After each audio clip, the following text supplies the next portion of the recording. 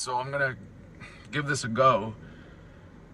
Right off the bat, I just want to say that this is not a promo for any event that I'm on. This is not a promo for any wrestling match that I'm having. This is a message that I've been contemplating recording for a while now. I'm on a 4-hour round trip and I'm on the last leg. This entire ride, this has eaten at me. This has eaten at me for days. And normally I try to mind my business. Anyone who knows me knows I try to stay in my lane as much as possible. But I would be remiss if I didn't put this video out. If I even put this video out. I mean, it's just a few hours. Well, it's after midnight, so yeah, it's today, a few hours away. This video in particularly goes out to two guys, Francisco Chiazzo and August Artois. Now, even though I don't comment, I don't actively participate in the things that you guys post. I see everything, I read everything, especially when I'm tagged in something and I'm not fully aware of how we got to where things are now. But I know that I've spoken to both of you individually at different times, and now I'm going to speak to both of you publicly in hopes that, I don't know, that this does something, that this reaches you in some way. It may or it may not. You know, knowing each of you on different levels that I do.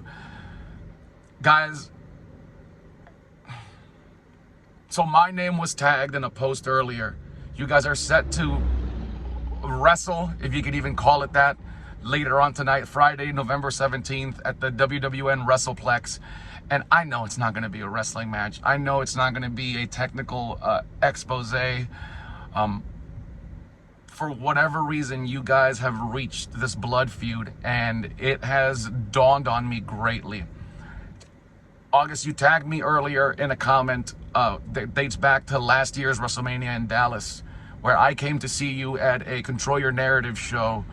And I was just as proud a wrestling uncle as I've ever been with anybody else. Watching you and talking to you after your match, you were glowing, pal, and I was so freaking proud. But I also know how hurt you were that Chiazzo wasn't there. And I could see the vitriol and the venom in your eyes when you kept watching the door and talking about him being off with the Good Brothers or whatever he was doing, pal. And I'm going to address you first. I spent a good majority of my, not just my wrestling career, my life fueled by this black flame in my gut that just, I had to destroy things. I had to be antagonistic. I always had to get revenge or get one up on somebody. And that's how I made what little name I have in wrestling. And ask anyone who knows, I'm never the voice of reason. You know, do as I say, don't do as I do. And I know what you plan on doing to Frank. I know what you would like to do to Frank. But just know, pal, you're young, you're brash, you're full of piss and vinegar. But perpetrating these type of things is not only gonna bring you the satisfaction you think it will, that stuff eats at you, man.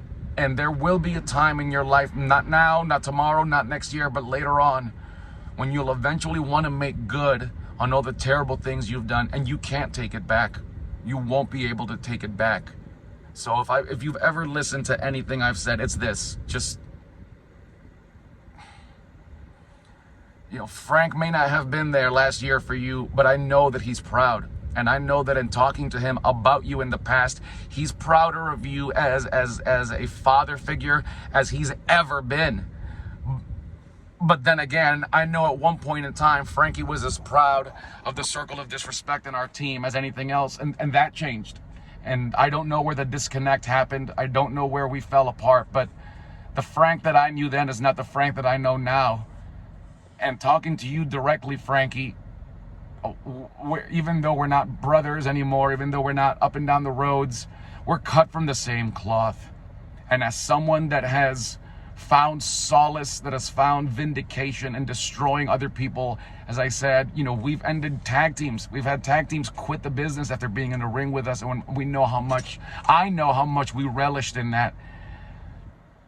Frank, ending August or beating August down is not going to bring you the peace you think it will. I know that life has dragged you across the coals the last few years. I know you've been through hell and back.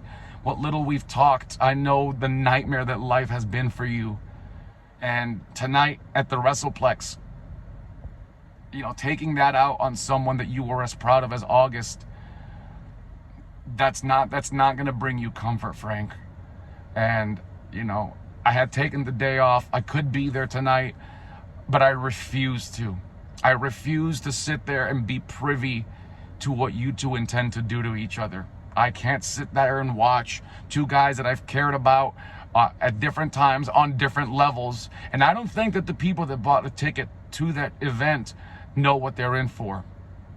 So if I'm going to tag you both in this video, if you guys can do me one favor in life, is just watch this with an open mind, with an open heart, and